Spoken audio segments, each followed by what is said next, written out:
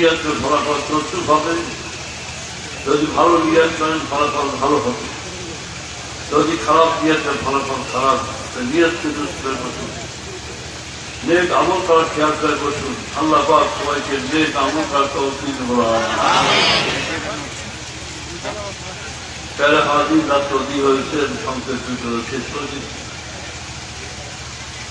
কথা হলো, আজকে আমরা এখানে উপস্থিত হয়েছি, আমাদের সৃষ্টিকর্তাকে বলুন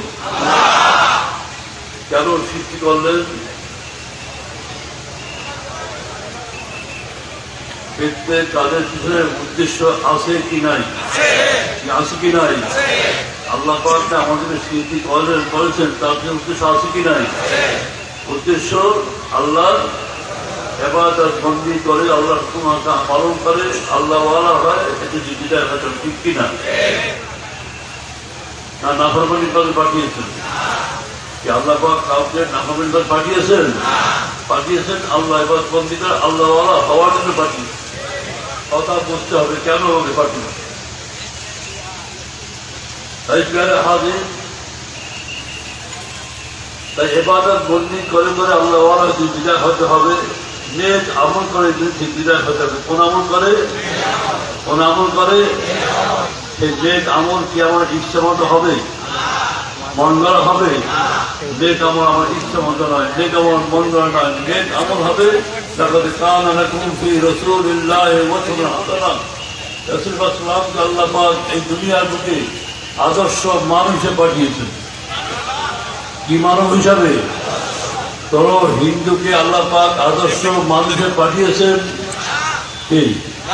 কোন খ্রিস্টান, কোন ইহুদি, কোন নাসারা কাউকে আল্লাহ পাক আদর্শ মানুষের দুনিয়া পাঠাননি। একমাত্র রাসূল সাল্লাল্লাহু আল্লাহ পাক এই দুনিয়ার বুকে আদর্শ মানুষ পাঠিয়েছেন। তাকে দেখে দেখে আমল করে করে আল্লাহ ওয়ালা হয়ে যদি বিদায় হতে হবে, ঠিক কিনা? রাসূলকে দেখেছি আমল কি করে করবে? হ্যাঁ, আল উলামা ওয়ারাসাতুল আমবিয়া, উলামাগণ নবীদের ওয়ারিস। আলেমগণ নবীদের কি? আলেমগণ নবীদের না ফাসিকগণ? ফাসিকগণ সুদ খানেওয়ালা, ঘুষ খানেওয়ালা। কে নবীর ওয়ারিস? আলেমগণ। সেই কোন আলেম? হক্কানি। হক্কানি আলেম কাকে বলে? হক্কানি আলেম কাকে বলে?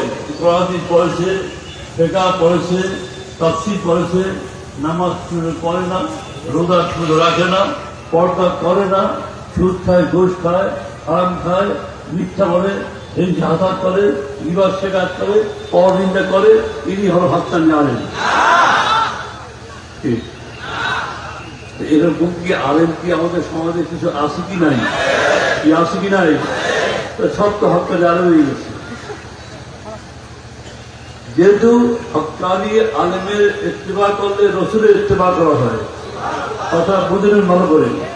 হক্কানি আলেমের ইত্তেবা করলে রসুলের ইত্তেবা করা হয়, আর রসুলের ইত্তেবা করলে কাকে পাওয়া যাবে?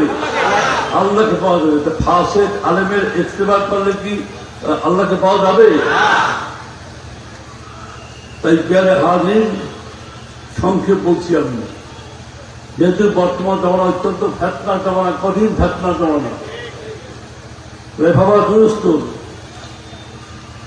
দুরস্ত, জামা লম্বা জামা, পাগড়ি ফোটকা ভিড় আছে, কিন্তু দেখা যায় মঞ্চে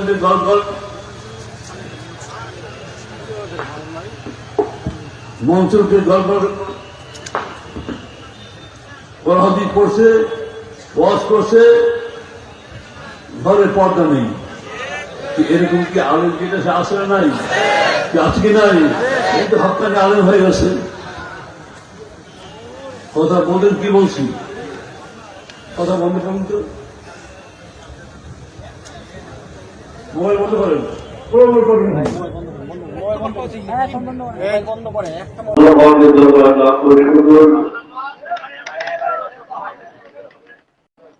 আজকে এই মির্জাপুরে একটি দিনই মাহফিল, ইশারা সব মাহফিলে আসার তৌফিক আল্লাহ পাক দিয়েছেন। এজন্য আল্লাহ পাকের দরবারে লাখ কবুল বলো আলহামদুলিল্লাহ।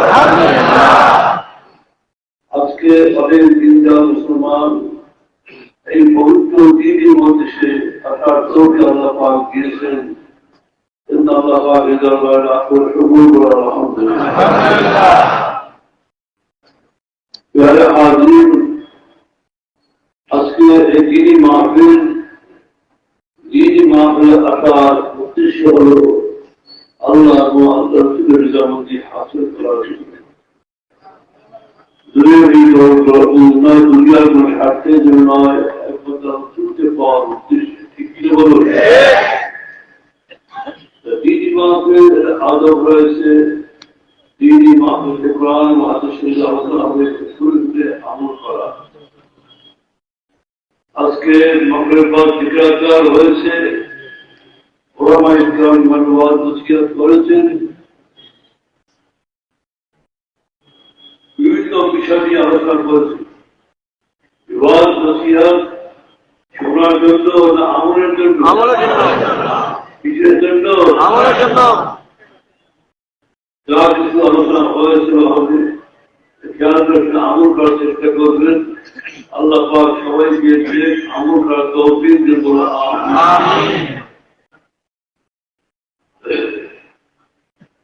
প্রিয় হাজির,